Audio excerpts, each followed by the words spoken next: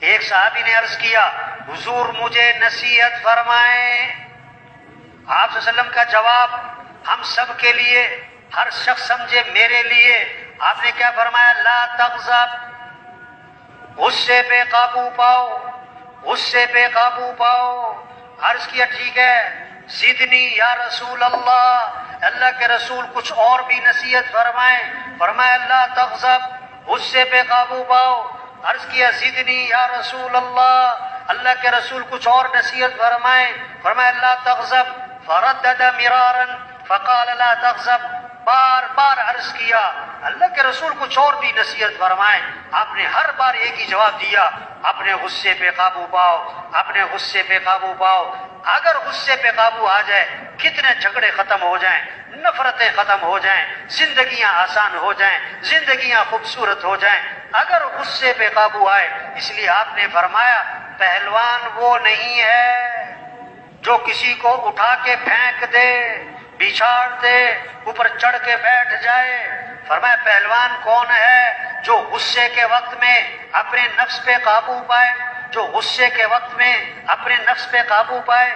آپ نے فرمایا جس آدمی کو غصہ آیا اور وہ غصہ نکالنے پر قادر تھا لیکن غصے کو پی گیا، اللہ قیامت کے دن جنت کی حوریں اس کے سامنے کھڑی کر دیں گے اور اللہ فرمائیں گے جو پسند ہے لے لے اس میں سے۔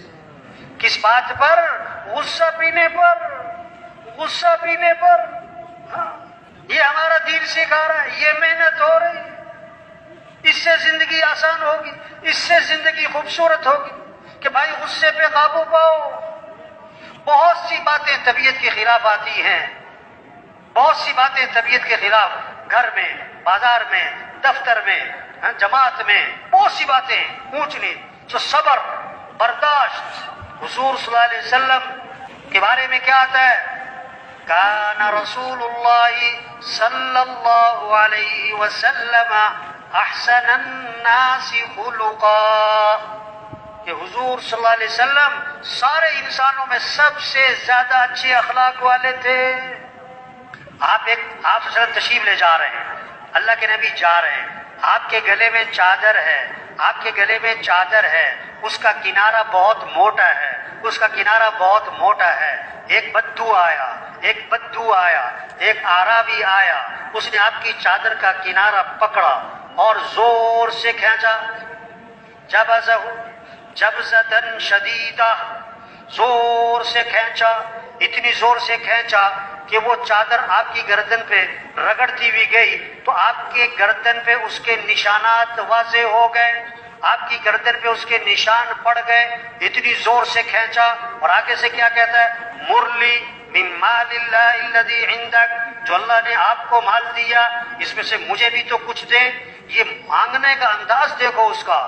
آپ تشریف لے جا رہے ہیں، آپ کی چادر کا کنارہ پکڑا، زور سے کھینچا، کنارہ اتنی زور سے رگڑ لگائی کہ آپ کے گردن پہ نشان پڑ گئے، اور آگے سے کہتا ہے مجھے کچھ دو، مجھے کچھ دو۔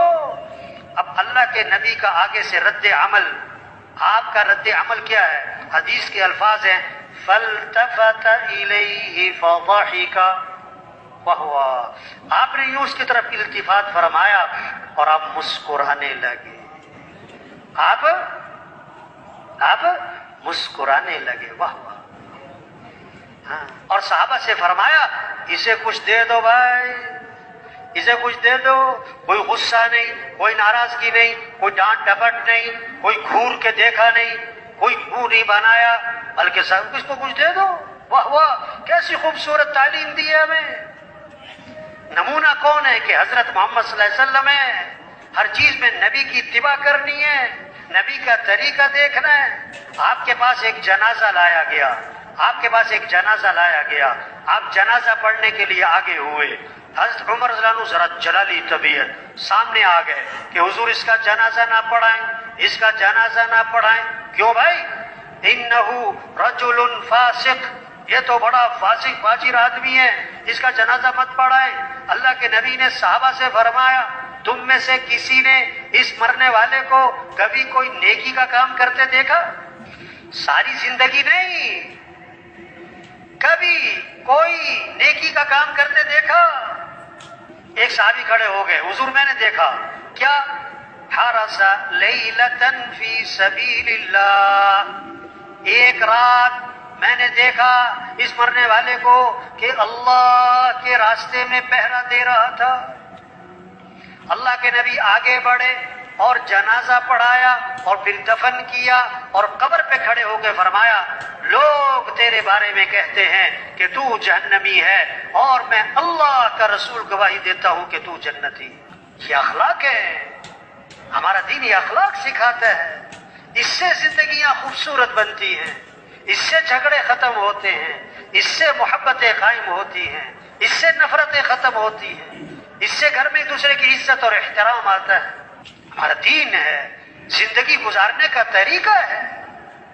دین کوئی فن نہیں ہے، کوئی فلسفہ نہیں ہے، کوئی تقریریں نہیں ہیں، صرف کتابیں نہیں ہیں۔